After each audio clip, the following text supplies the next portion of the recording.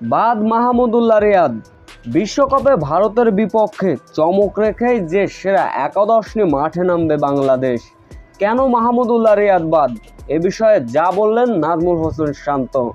বিস্তারিত জানতে পুরো প্রতিবেদনের সঙ্গে থাকুন।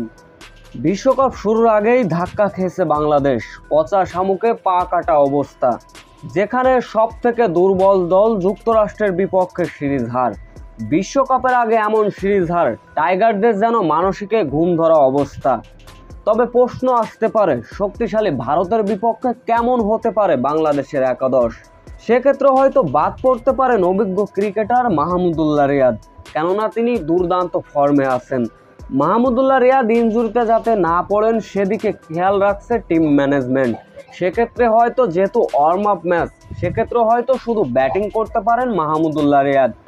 ফিল্ডিংয়ে হয়তো তার পরিবর্তে অন্য কাউকে দিয়ে বল করানো যেতে পারে। ভারতের বিপক্ষে যে সম্ভাব্য একাদশ সাজালো বাংলাদেশ দেখুন।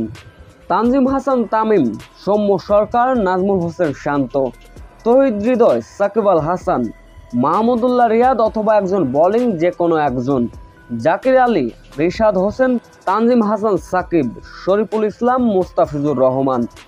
সোভিয়ত ভারতের বিপক্ষে বাংলাদেশের সম্ভাব্য একাদশটি কেমন হয়েছে, এ বিষয়ে অবশ্য আপনাদের মূল্যবান কমেন্ট করে যাবেন।